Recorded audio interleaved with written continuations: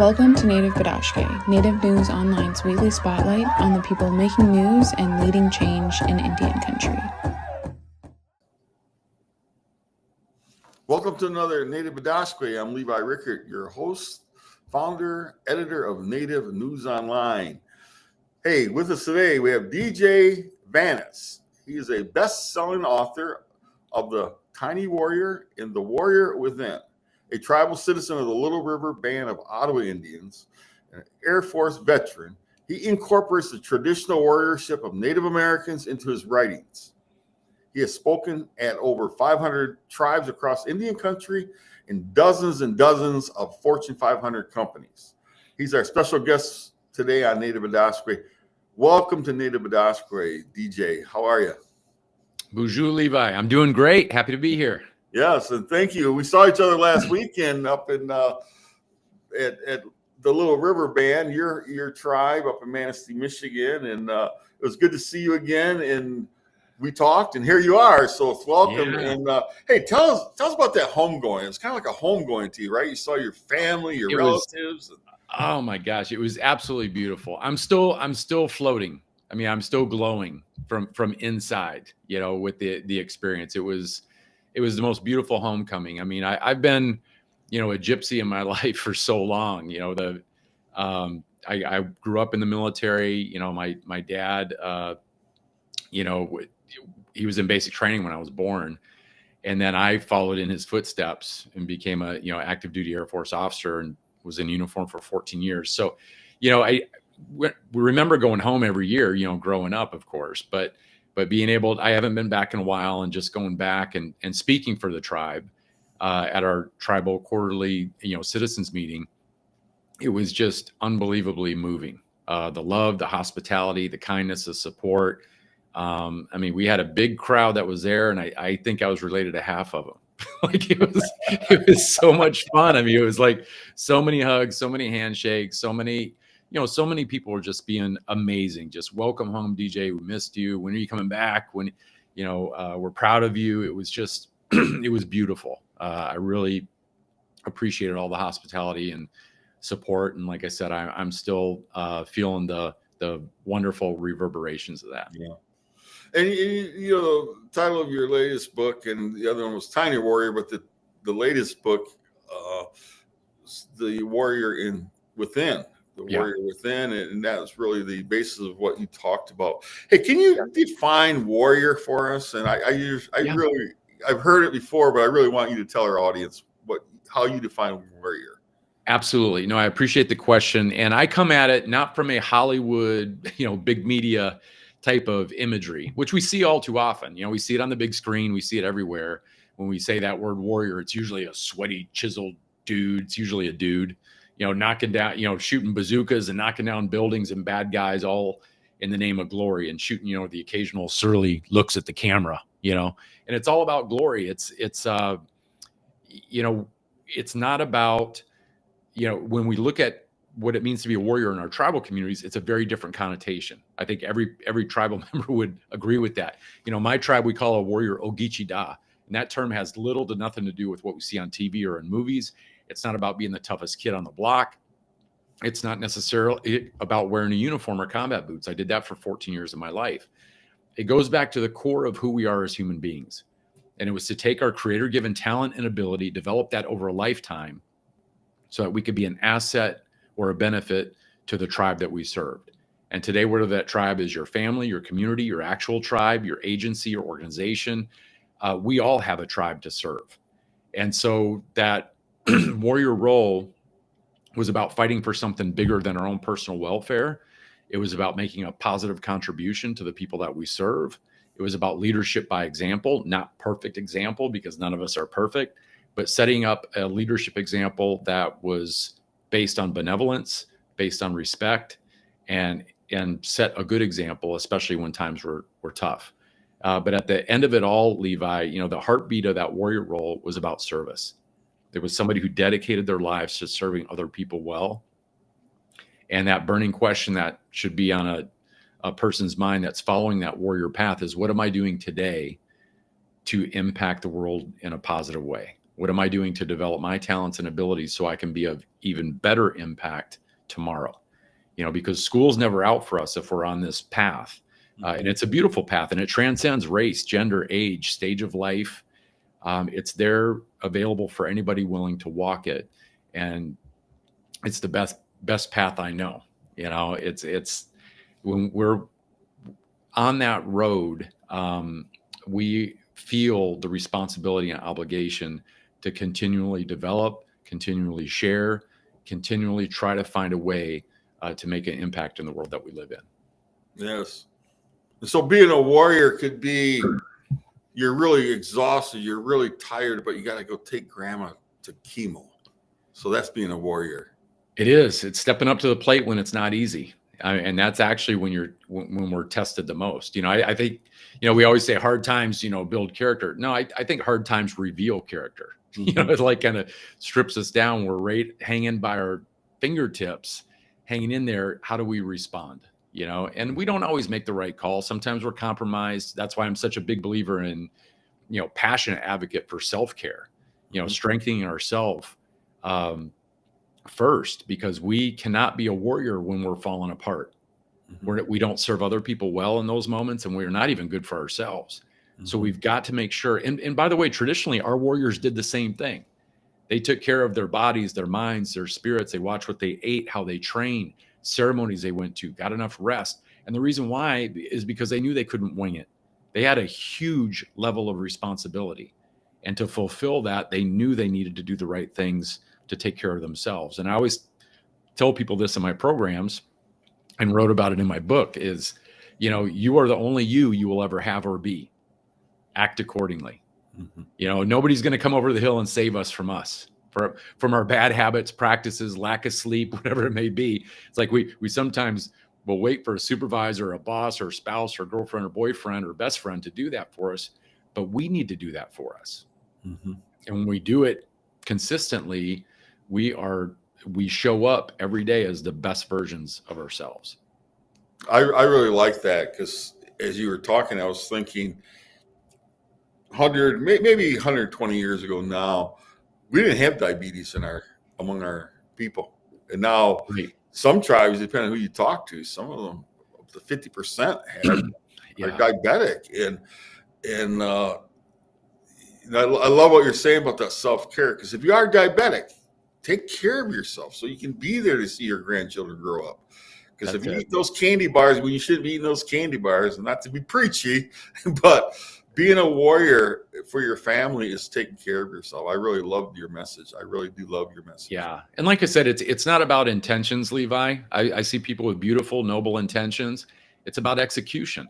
And that's why I tell people, straight up, it's like, you cannot be a warrior if you're falling apart. If you're in a health crisis, if you're compromised, if your anxiety is off the charts, you can't sleep at night, you're not doing the things that you need to for yourself, you're not going to be good for anybody else either. So we have to get that into alignment. And the only person on the planet that can fix that is us. Yes. I really like that. Now, given you grew up away from your tribe and a lot of military, your father's in the Air Force, you were in the Air Force. Yeah. Tell us how you became acquainted with your Indianness, your native culture. Yeah. Even when I was a little kid, I was very well aware of who I am and where I came from.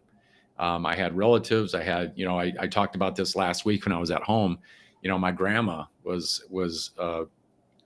had played a huge role in my life. She taught our traditional language back home in the 70s, before the languages started coming back.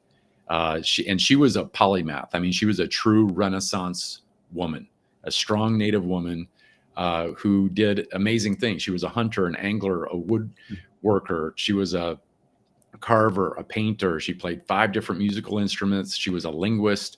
I mean, she was like Superwoman in my eyes. But I remember her, singing to me in our traditional language.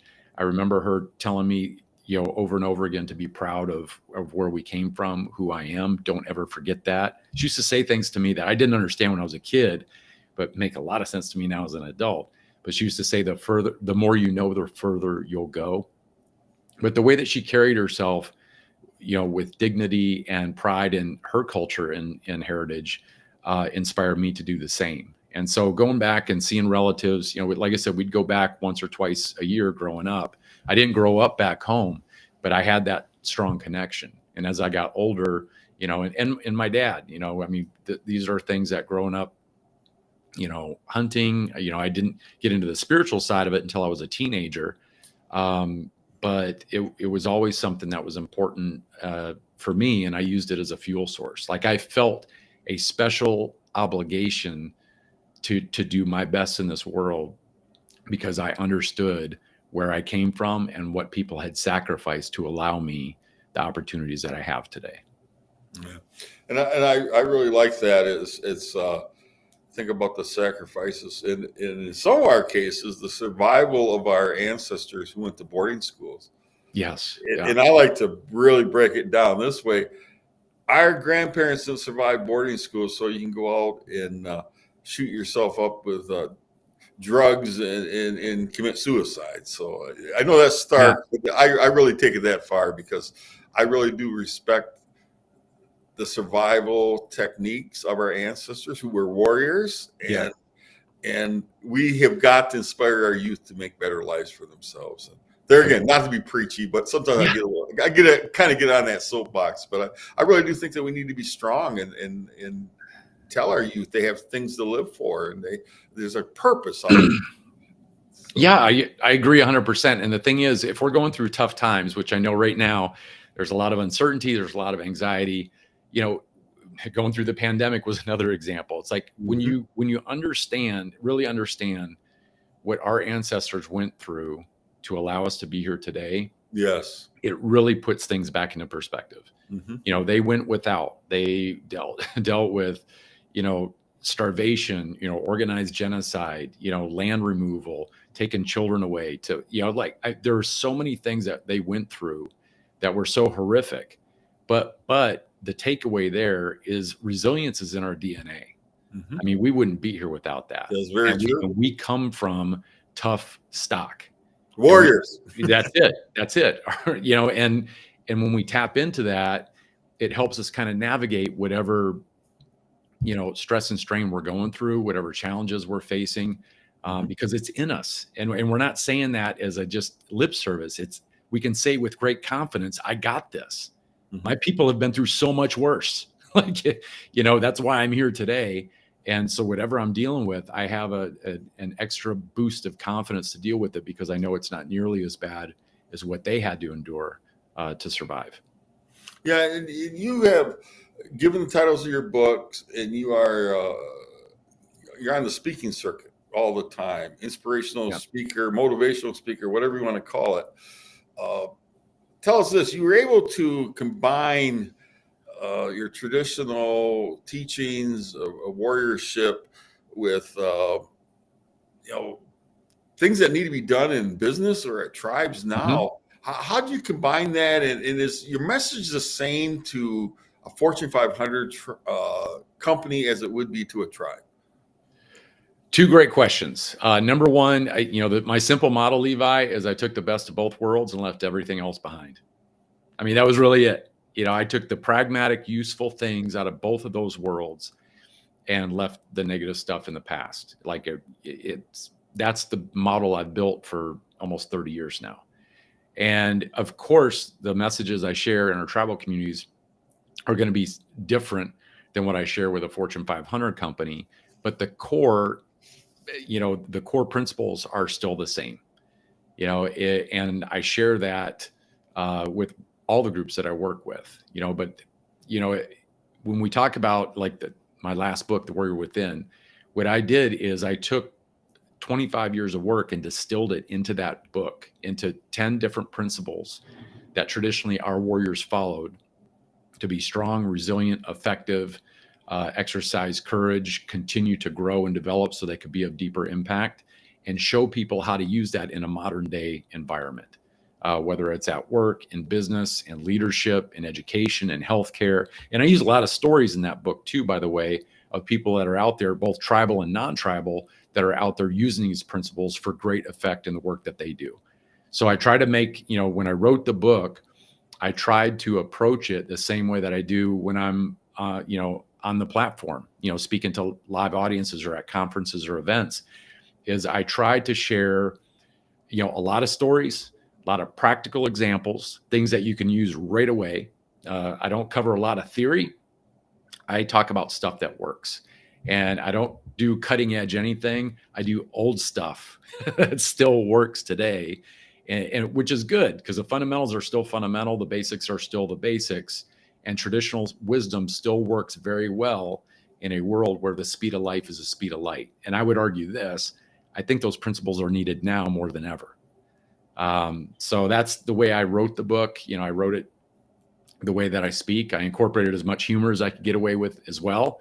I think that's an important part of, not only our tribal cultures, it's what allows us to survive, but it helps us stay flexible in a very tough world. It helps us be able to navigate, through the challenges, changes, the negativity, the toxicity out there.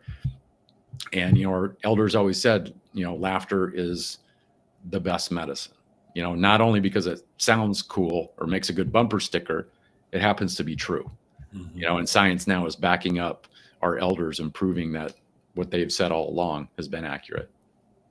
Yeah, I agree. And that there's nothing like good Indian humor. It's like, that's it. I mean, as they say these days, the anti-laugh, right? I mean, some of those antis of ours that will get us laughing, and it's just like, oh my goodness, this is and it's spontaneous. Like you hear one person belly laughing, then another person, next thing you know, is like you're like, you got tears coming out of your eyes. And that was, that was a lot of moments last week. Telling stories of growing up and BB gun fights in the woods and big family gatherings and stuff like that. That just everybody starts laughing. And it's the best thing to spread. The best thing to infect other people with. But like I said, that was a survival mechanism in our tribal cultures. I mean, we wouldn't be here had we not had the ability to laugh, to have a sense of humor. I mean, it keeps us flexible, it keeps us resilient, and it gives us the ability to bounce back when we get heartbroken, when we deal with fear, pain, or loss. It's one of the best superpowers we have in our Native communities. Now, we're kind of living in, and not to get political here, we don't talk about being Republican or Democrat at this point, but we are living in some really uncertain times with tariffs are on, tariffs are off. Some tribal leaders, in any given day, they might be able to pull down money from the government, and the next day, maybe the portal's closed, even though the government says problem solved. What advice would you give tribal leaders in particular to navigate these uncertain times using warriorship? What advice would you give them? Yeah, great question. Very needed too right now. Number one, stay grounded. Stay grounded. We don't need to lose our heads. Think long term. And when we stay grounded, it means that we're not making, split decisions or, split second decisions. We're able to take some solitude.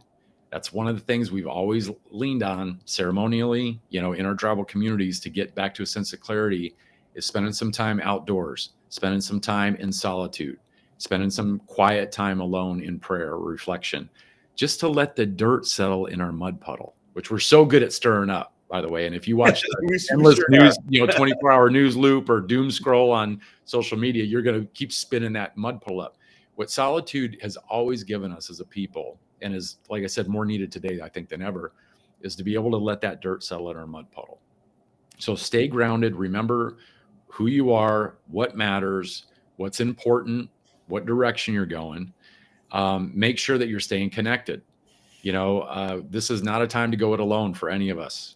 And I always say that, when we're going through turbulence or big changes or fear, it's the moment where we need other people the most, right? But it's also the moment where we're most likely to withdraw and isolate. We have to know that battle's going to happen before it happens, so we know the right answer to stay connected. Because I was taught traditionally, we are a lot more like bees and ants than we are like eagles. We need each other. We're better when we're with each other or with the right people. Let's be clear about that. We want to surround ourselves with good, positive, strong people. But we need that. If we're doing it alone, we're doing it wrong. And leaders especially can feel like a very lonely position. And when you link up with other leaders, stay close to your family, friends, support, colleagues, people that don't even live in your town, but still have those good connections where you can vent, you can kind of bounce ideas, you can get some perspective. It's tremendously helpful. But we are social creatures by design. We thrive in that environment. We don't do very well isolated or alone. Again, that's why our warriors never fought alone. Why? Because that's goofy. You're only ever going to achieve so much on your own, lone wolf in it. It's not a good model. It makes a good movie. It looks romantic.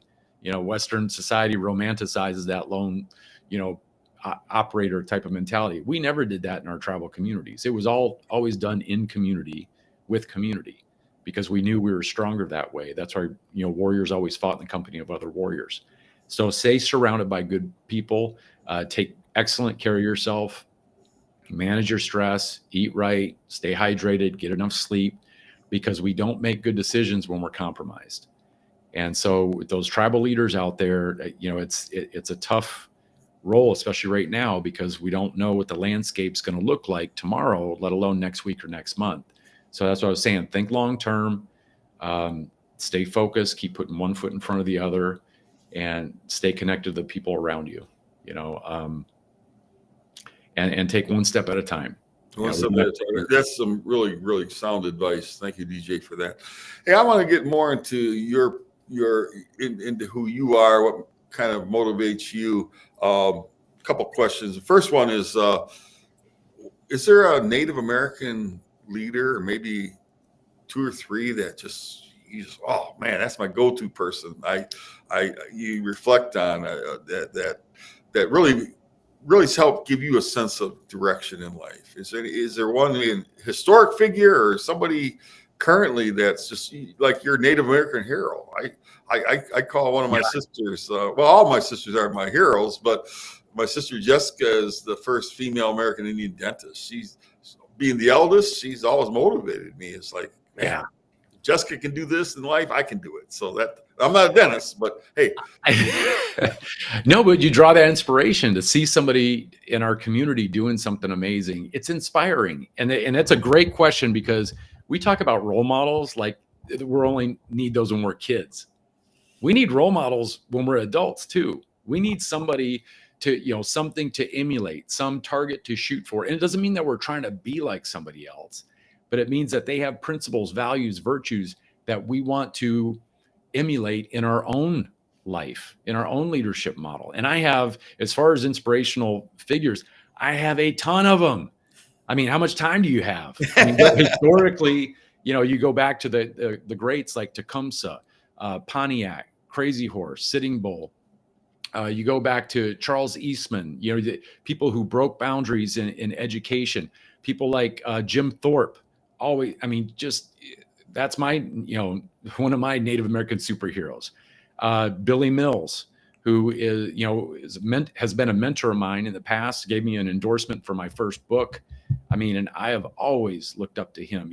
Not because of what he's accomplished, but because of his character.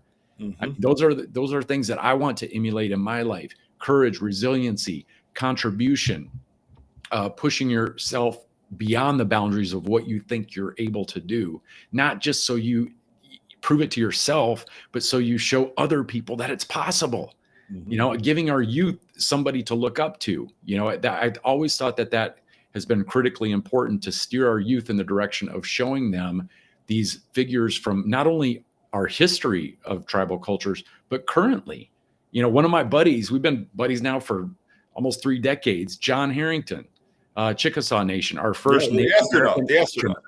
He's a great guy. We've been pals for a long time. His daughter used to babysit my daughters when they were little. Oh, that's nice. So we have this connection. But I've always been inspired by him. The first eagle feather to travel out of the Earth's atmosphere went in John's hands. Yeah. Like this is exciting stuff. And it breaks my heart when I talk to Native youth, they don't even know. Yes. Like, who is that guy? I never heard of that. So it's our responsibility as adults to put those role models, Wilma Mankiller. Yeah. There's just so many. I mean, my brain's flooded right now. Like there's just so many that I go to, and I think about them often, especially when I'm struggling. And you think, well, channel the resiliency, the smarts of so-and-so, the tenacity of someone else, being able to have that to draw from, is a powerful thing. But I really, we have so much to be proud of in our tribal cultures, so much. And when we lean on really that, do. it gives us strength today in whatever moment we're in. We really do. And I'm friends with Billy Mills as well. And what an inspirational man he has been to me and you. And hey, what kind of leads into my next question? What keeps you pumped? I mean, you're out on the circuit, right? You have to go out there with that smile and motivate people. Well, what keeps you pumped? Yeah, DJ. Great question too. I go out of my way to take good care of myself. I know what it's like to not. I got the shingles at 28 years old. Oh, wow. And it was from doing the stuff that now I'm totally against, which is burning the candle on both ends and in the middle till you got no wick left. That's why I'm a born again, passionate advocate for excellent self-care. I know I cannot do what I have been put here on this earth to do if I'm falling apart. I can't do my work at the level that I want to do it. I also draw inspiration from the people I serve. I love being in our tribal communities. I love contributing to the groups I work with and working with them. I'm constantly inspired. And I always remember my purpose before I leave, when I travel out, is I am there to do what I can to create a positive impact for somebody else, and I get out of my own way as much as I can. And I constantly remember, even when I'm tired, even when I'm drained, even when I'm dealing with, that crazy travel schedule and like, how am I even going to handle this? I just always remember the reality is at some point I am going to draw my last breath. Mm-hmm. We all will. And I keep that vivid in my mind because I say that until that moment, I'm going to do what I can. And it might sound cliche or naive, but I'm doing what I can to make the world a better place in the work that I do. And that's simply it. And I stay laser focused on that. And even when I get, knocked off path or out of balance for a little bit, I stay back on that North Star and it gets me back on the path quick. That's wonderful. And man, you and I must have some of the same teachers because as you were talking, that's how I am. But no, I tell people I want till my last breath to be real focused and contributing to, the day I stop learning is the day I want to die. And I'm in the same boat. Yeah. I'm in the same boat. Yeah. Hey, we like to keep it light here. Last question. Yeah. Where do you get your best fry bread? Oh my gosh. Actually, besides my grandma, she had incredible fry bread, of course. But no, they're Larry and Jackie Blacksmith on the Crow Reservation in Montana. I kid you not. My dad was up there with me. He could witness this. But we had their fry bread, and it's so funny because Jackie's Crow and Larry is Lakota. So that's usually an oil and water type of combo. Exactly. They've been married. They've got a beautiful family and amazing. But when we tried Jackie's bread, Levi, my head almost exploded. I was looking for my grandma. I was like, this is as good as hers. It was that good. So, but no, I've had good stuff through the years, but I try to balance it, man, because you can't eat a whole lot of it. That's right. It's not and then you start looking like fry bread. So. That's right. All right. Well, listen. Hey, where can people get your books? And then anywhere books are sold, you can get The Warrior Within on Amazon.com. The publisher Penguin Random House, you can get at BarnesandNoble.com. Anywhere books are sold, Walmart, Target, they can order them too. But if you are too busy to read The Warrior Within, I'll read the whole thing to you. There's an audible version. I do the narration. I spent 4 days in the recording booth doing it. But because I know we're all busy folks, and I'm a big fan of audiobooks as well. But there's a bonus interview at the end of the audio version with that one too. So yeah, go out and get your copy if you haven't. They make good gifts as well. No batteries required or assembly, and one size fits all. So hope you enjoy it. Well, Chimigwich to you, DJ. And when we get we need some motivation, we'll get you back on Native Bidaské. So thank you very much. Anytime, Levi. Chimigwich. And to our viewers, we've been talking to DJ Vanas. He is a tribal citizen of the Little River Band of Ottawa Indians, based up in Manistee, author of The Warrior Within, and you need to read it. If you haven't gotten the book, order it on Amazon or go to your bookstore and get it ordered. You owe it to yourself to read it. We got to stay strong these days. We have to be warriors. And we'll be back next week with another episode of Native Bidaské. And as I like to tell you every week, young ones, take care of those elders, and elders, give those babies hugs. We all are in this together. So we have to be strong, and we're all warriors. Miigwech, and we'll see you next week.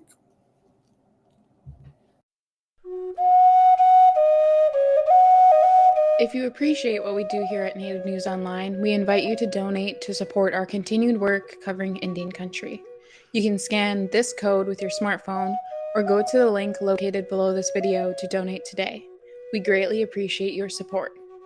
Please be sure to subscribe to our YouTube channel and follow us on Twitter, Facebook, and Instagram. And be sure to scan this code or go to the link below to subscribe to our newsletter. Thank you for joining us today, and please be sure to join us again next week for another episode of Native Bidaské. Miigwech.